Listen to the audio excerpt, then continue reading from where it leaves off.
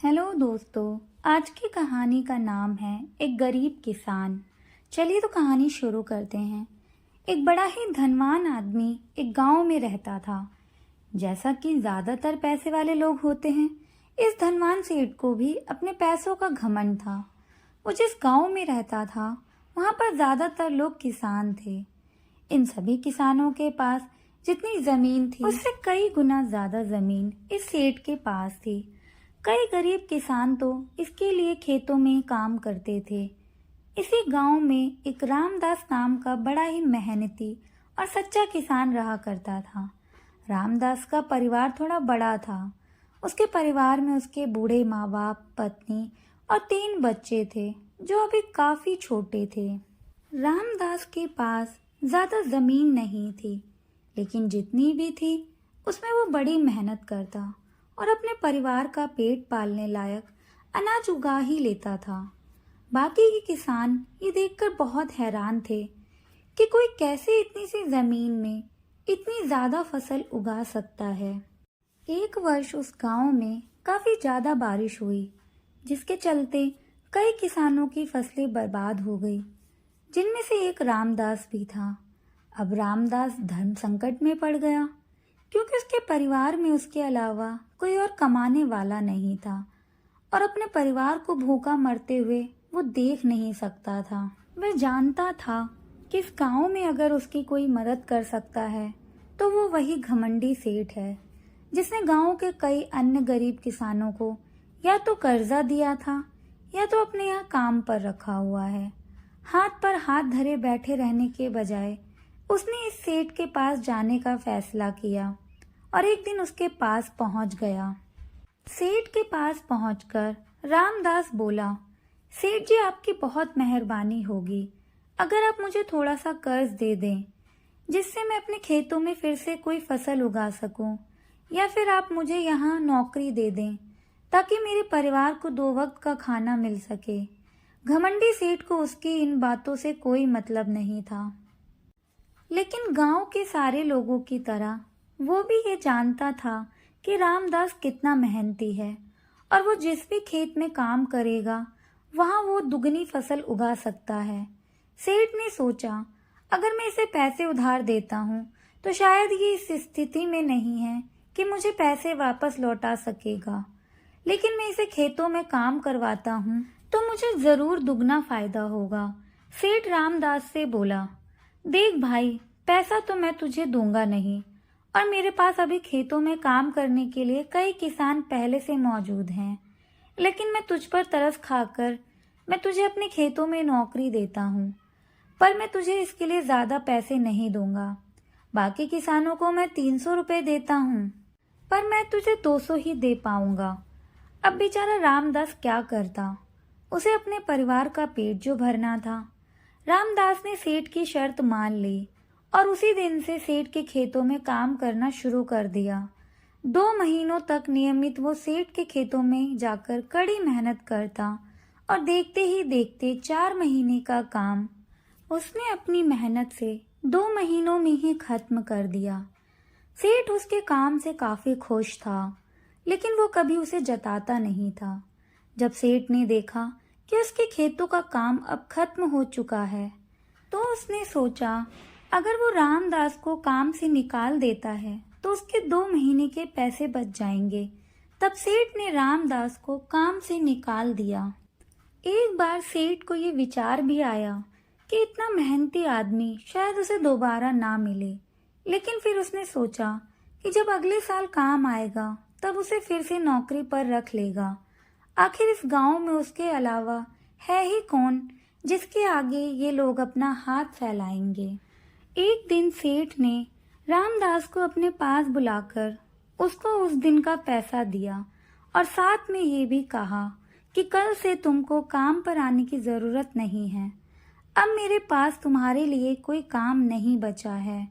जब मेरे पास काम आएगा तो मैं तुम्हें बुला लूंगा। ये सुनकर रामदास का दिल बैठ गया। पिछले 2 महीनों से कम ही सही, पर उसके बच्चे और परिवार के पेट में अन्न का दाना तो जा रहा था। अब क्या करेगा, यही सोचकर उसकी आंखों से आंसू निकल आए। रामदास ने सेठ के पैर पकड़ लिए और गिड़गिड़ाने लगा, सेठ जी, मुझे इस काम की बहुत ज़रूरत है, मुझे मत निकालिए। अपने मतलब से मतलब रखने वाला सेठ टस से मस ना हुआ। उसने खरी खोटी सुनाकर रामदास को वहां से चलता कर दिया और मन ही मन 2 महीनों की तनख्वाह बचने के लिए खुश होने लगा। अगले दिन जब सेठ सवेरे उठा और अपने आंगन में आया तो उसने देखा कि रामदास उसके आंगन में बैठा है। सेठ ने उसको पास बुलाकर पूछा कि क्या हुआ, तुम यहाँ पर क्यों बैठे हो? रामदास बोला, सेठ जी, मुझे वापस काम पर रख लीजिए। आप जानते ही हैं मेरी आर्थिक परिस्थिति कैसी है, थोड़ी दया कीजिए।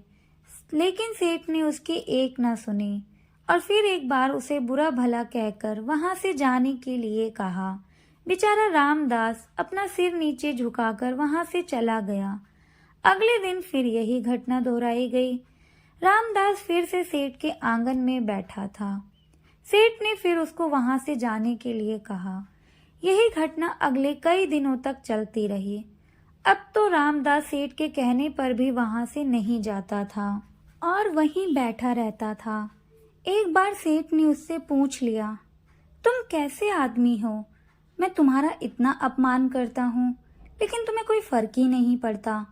तब रामदास ने सेठ से कहा, बुरा तो बहुत लगता है सेठ जी, लेकिन जब घर जाता हूँ और भूख से बिलखते अपने माँ बाप और बच्चों को देखता हूँ तब ये अपमान मुझे कुछ भी नहीं लगता। इतना सब कुछ होने के बाद भी सेठ का दिल जैसे पत्थर का बना हुआ था। उसने रामदास को अभी तक काम पर नहीं रखा और ना ही उसका ऐसा करने का कोई इरादा था। एक दिन सेठ ने सोचा कि कुछ दिनों के लिए किसी और गांव चला जाता हूँ ताकि रामदास से पीछा छुड़ा सकूं। अगले दिन रामदास के आने से पहले ही सेठ अपने परिवार को लेकर अपने किसी संबंधी के यहाँ चला गया और वहां पर 10 दिनों तक रहने के बाद फिर अपने गांव अपने घर वापस लौटा। घर लौटते ही सेठ ने आसपास हर जगह नजर दौड़ाई तो पाया कि वहां पर अब रामदास नहीं था। सेठ ने सोचा, मेरी तरकीब काम आ गई, लगता है रामदास से अब पीछा छूट गया है। हालांकि अब सेठ के द्वार पर रामदास नहीं बैठा था, लेकिन उसके विचार अभी भी सेठ के मन में घर करके बैठे थे। सेठ सोच रहा था, रामदास इतनी जल्दी हार मानने वाला आदमी तो नहीं दिखता है। उसके साथ क्या हुआ होगा? क्या उसे कहीं और काम मिल गया होगा या फिर कुछ और?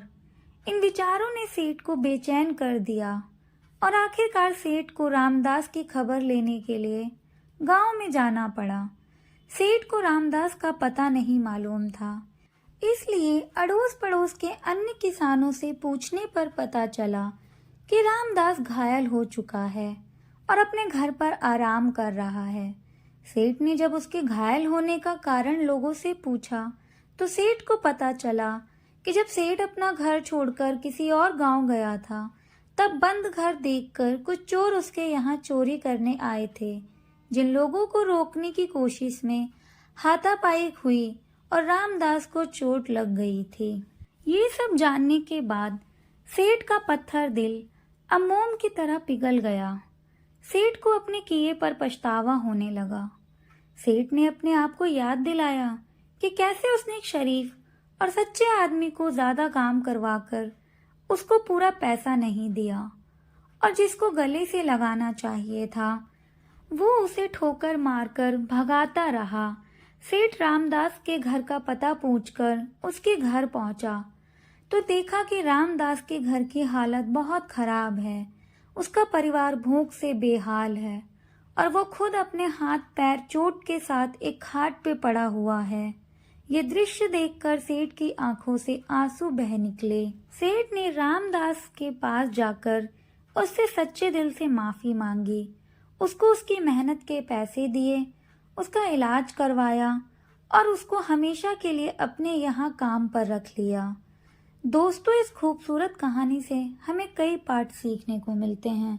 अगर भगवान ने हमें दूसरों से बेहतर जिंदगी दी है तो हमें उसका फायदा नहीं उठाना चाहिए और हो सके तो जरूरतमंदों की जिंदगी भी सुधार करने की कोशिश करनी चाहिए।